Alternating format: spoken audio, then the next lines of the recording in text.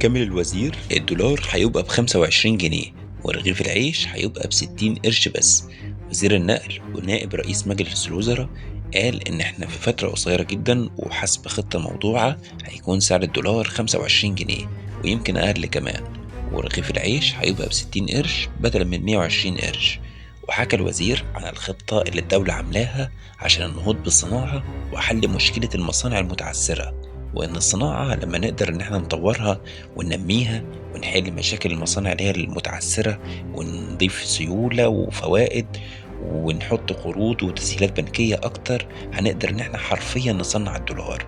والتطوير اللي هنعمله هيصب في مصلحة المواطن، والمواطن هيحس بيه جامد.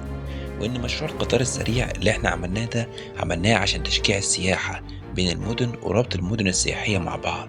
قول لنا تحت في الكومنتات، شايف تصريحات الوزير كامل الوزير ازاي؟ وهل يعني التعديلات ديت هتصب في مصلحة المواطن فعلا؟